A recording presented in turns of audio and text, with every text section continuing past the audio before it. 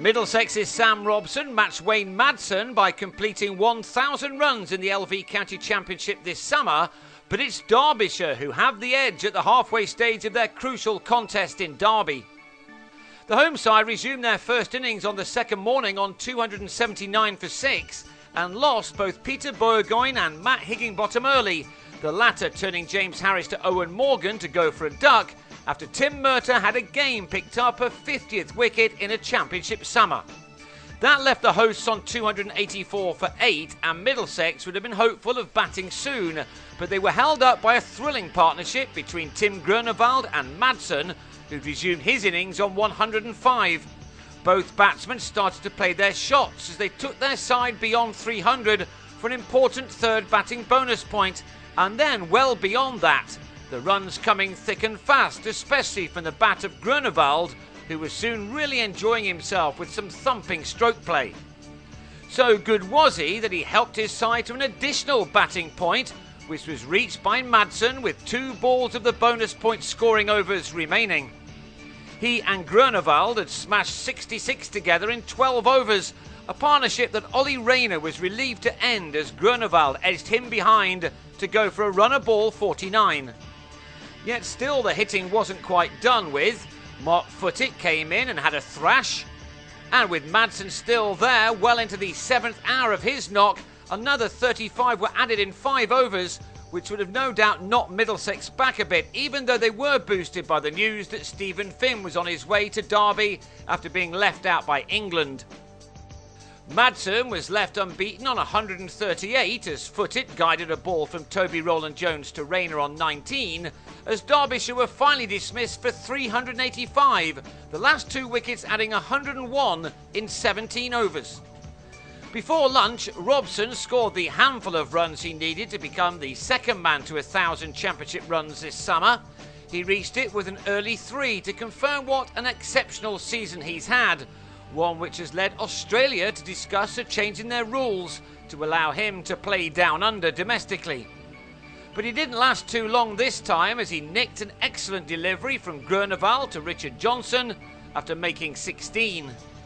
Groenewald was having a great day and he also saw off Joe Denly just after lunch, Shivnarine Chanderpaul taking an exceptional catch in the covers.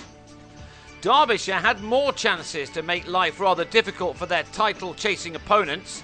Adam Voges was missed in the slips off Higginbottom, an edge which also brought the batsman a boundary, while Owen Morgan was also dropped in Alex Hughes' first over of the match. A tough chance this, which was so nearly held on to.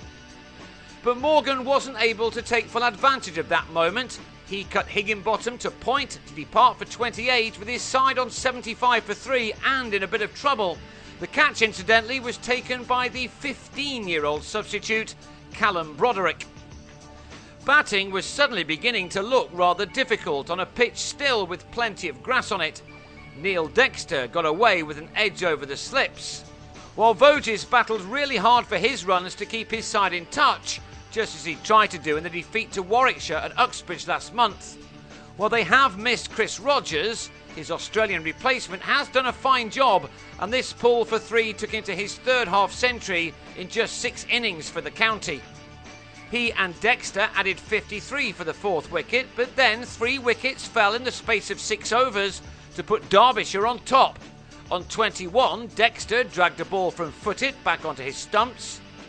Voges was then rather unlucky to be given out LBW to Higginbottom as he seemed to get his front pad outside the line before being triggered on 69, while Gareth Berg was bowled by Higginbottom via the inside edge, a man who's made a real difference to this Derbyshire side since being selected for the first time last month. Middlesex were now on 154 for 6 with around half an hour of the day left, and they were still 82 runs away from avoiding the follow-on. Thankfully for them, John Simpson and Ollie Rayner were able to see out the remaining time in adding a valuable 43 runs for the 7th wicket. But with the second new ball only 5 overs away, Derbyshire will not have given up hope of inviting the follow-on. They beat Sussex last time out, and they are now in a dominant position in this match. Middlesex will go again on 197 for 6 with Simpson on 30 and Rayner on 22, and that leaves them still 188 runs behind.